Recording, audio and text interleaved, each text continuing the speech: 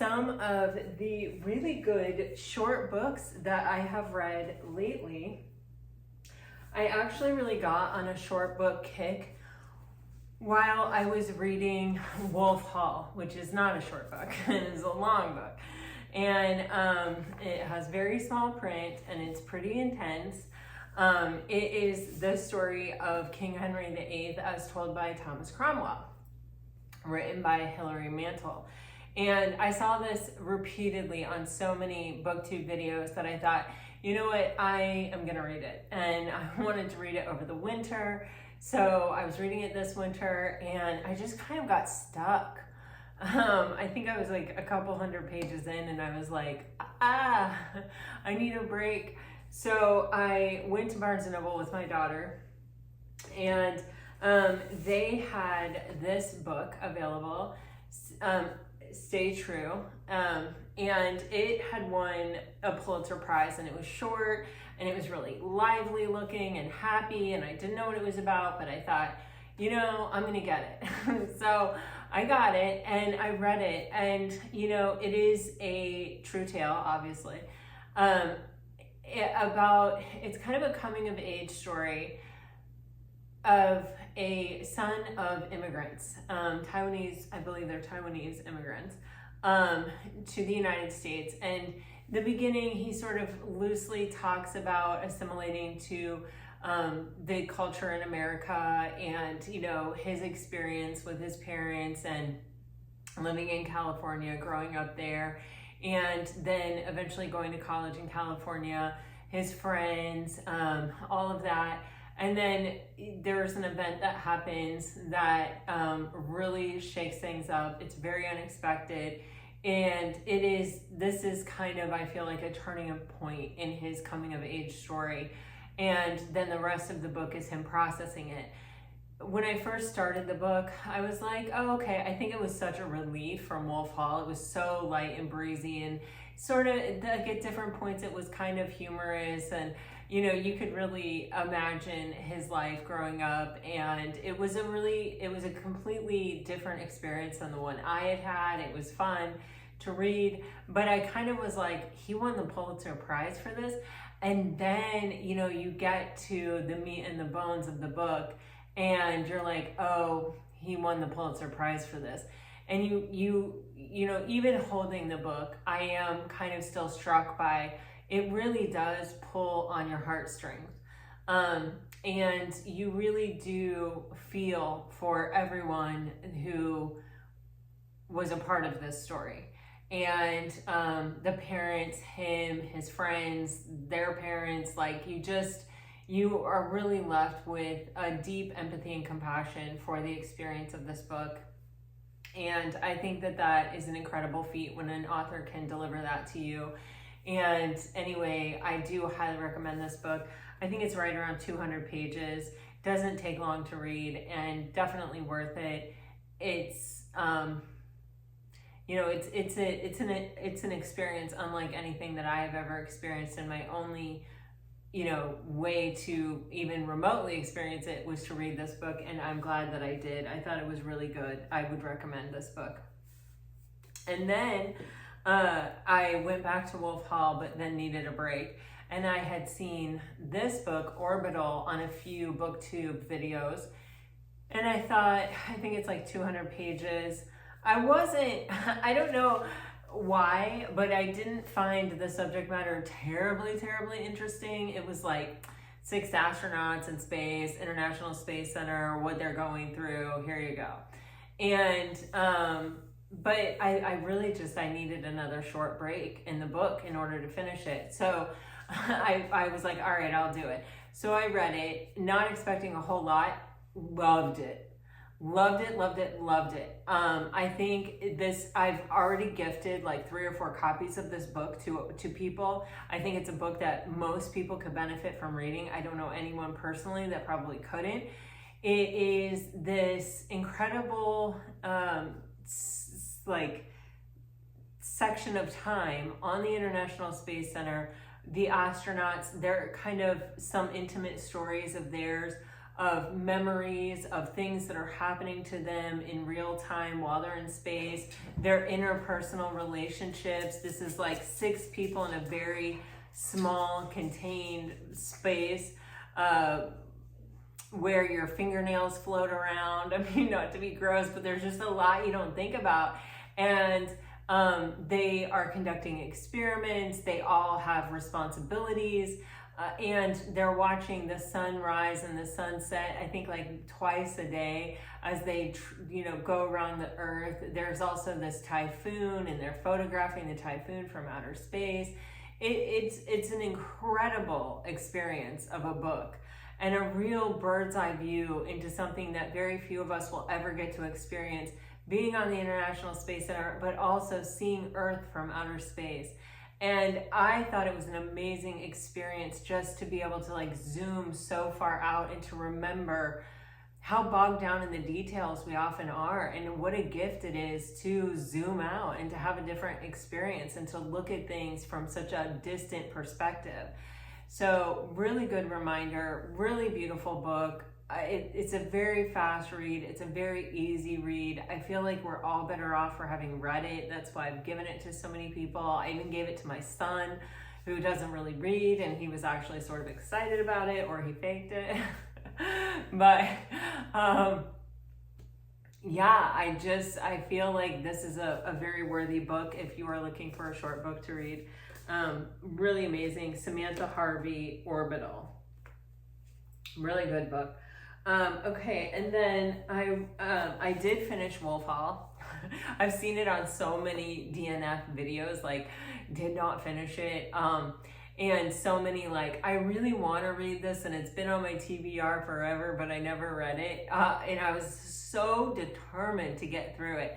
And it did take me a couple of small reads, quick reads in the middle of it to get through it. But it actually, it was such a gift to read it. It is a good book. I think I wasn't as interested in the subject matter as I thought I was, or as maybe you need to be in order to sort of stick with it and persevere passionately, But anyway, it did kind of change things up for me reading wise. I've always been a very monogamous reader, one book and that's it at a time. And reading Wolf Hall and picking up these 2 small books, it actually sort of changed my reading strategy a bit. Now I'm regularly picking up books, and a lot of times they are short books, but sometimes they are just like books I know I can breeze through, like a Sally Rooney. I'm really into Irish writers right now. I have found so much joy in the Irish writing. I don't know, just even in the dialogue that they write, it's just really resonating with me right now. If you happen to know a great Irish writer, put it in the comments, please. But that brings me to 2 other short books I read after Wolf Hall while I was reading other books. I read So Late in the Day, which is a collection of short stories by Claire Keegan that is really, really, really phenomenal. I think it's stories of men and women. That's what it says, the subtitle. And then I also read Small Things Like These, which was shortlisted for the Booker Prize. Claire Keegan, I had heard a lot about. She won the Orwell Prize for Literature. And so I was really interested in reading her books. And so finally, I was reading, I don't even remember what I was reading when I read these. Anyway, it doesn't matter, but I had really been looking forward to reading her books, and I was not disappointed. I did start with her short stories book, and the last story in this book I just can't stop thinking about it. It leaves you in the lurch a little bit, and I just can't stop thinking about it. And anytime a short story or something with so few words, so few pages can leave you with that impression or leave you with that experience or that feeling, I just really feel like that's amazing writing and very worthy of being read. And that is this book for sure. And small things like these, I completely understand why it was shortlisted for the Booker Prize. It's incredibly well written. It's a beautiful story. This story actually blew my mind because it takes place in 1985 in a small Irish town, and it does take place around Christmas time. And I do think that, like, if you're someone that likes a seasonal read or a read that's like appropriate to the time, this is a little bit heavy, but it is such a Christmas story. It is such a perfect Christmas story. I will be rereading this at Christmas. But it's something that is happening in modern day that you actually, or at least I, in my experience, my life, had no idea that things like this were still happening. And maybe I should have, maybe that's my responsibility to know those things, but I just did not even realize that things like this were still happening in 1985. And they were happening well after that. At the end of the book, there's actually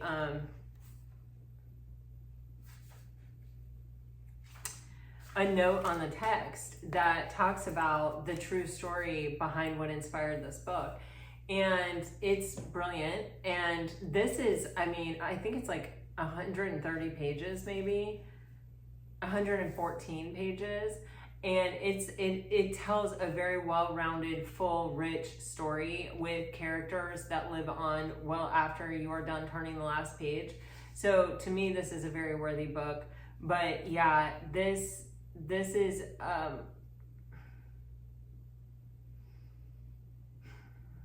you have a main character who has someone do an act of kindness for them, and they get the opportunity to pay it forward in this book. But in between those opportunities, there's a lot of introspecting. Who am I? Who do I want to be? What is the right thing to do? This book really challenges this main character's perception of himself, and I feel like even, sometimes it's easier to kind of turn away from things instead of looking directly at things that are hard to look at. And this main character has to really grapple with that and make a decision about who he is and what he's about. And it's a profound story for 114 pages. It's profound. And again, I recommend both of these. I actually also have her book Foster and her book Antarctica on my TBR shelf.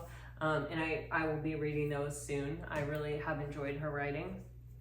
And then I went to Barnes & Noble with my daughter this spring, and I was reading another book.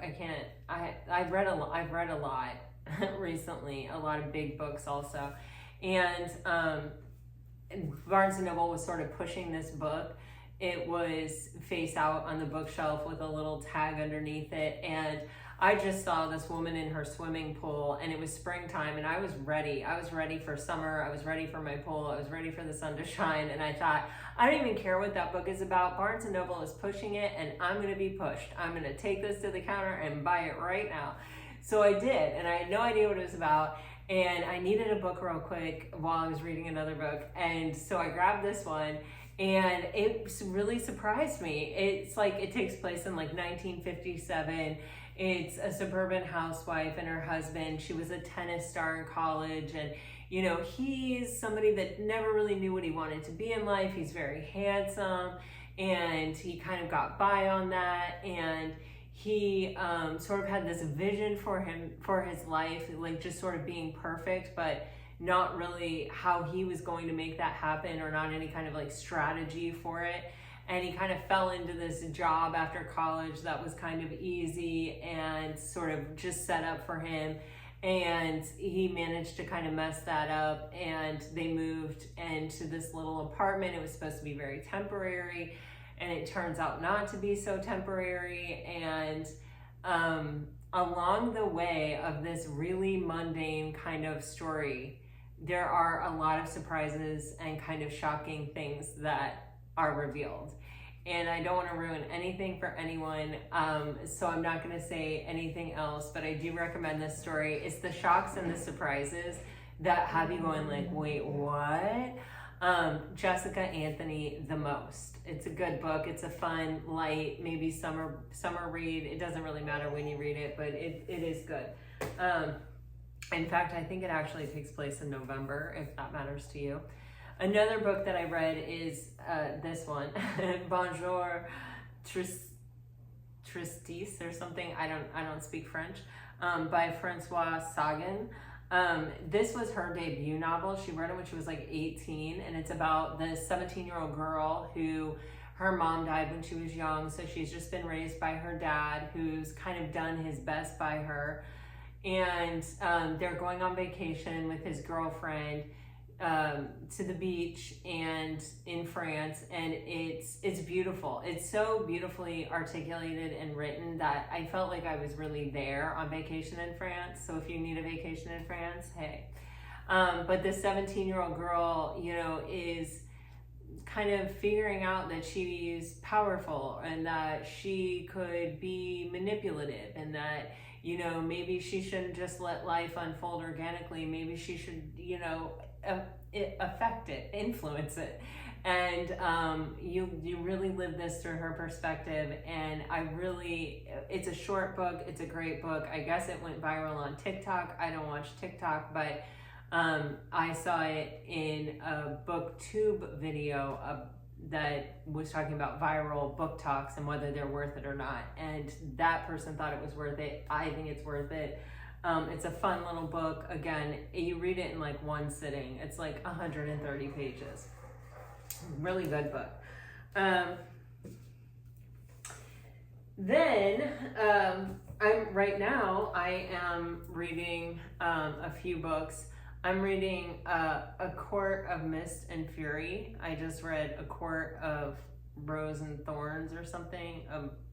You know, those books, the ACOTAR series. My daughter and her friend were here talking about it, and my son's girlfriend, it's her favorite book series. So while it's something that I would never have picked up on my own, I read it so that I could join in the conversation. And it's fun. I'm, you know, it's like, I think it's called a romanticy book or a fantasy book with romance in it. And I'm about between a third and a half of the way done, but with Mist and Fury, which is the second book.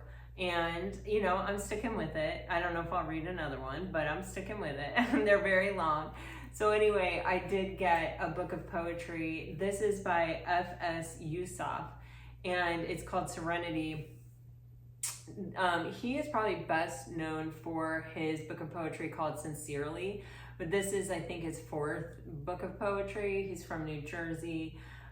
This one is about the kind of conflict and choice that we all have within us between fear and courage. And I really love it, and I think it is really appropriate for the kind of the day and age that we're in and what we are going through. Just the things we're grappling with internally ourselves at this time, and probably always in all times in history. But I really do love this book. The poems are just kind of short and sweet. Sometimes you'll see him reposted on Instagram.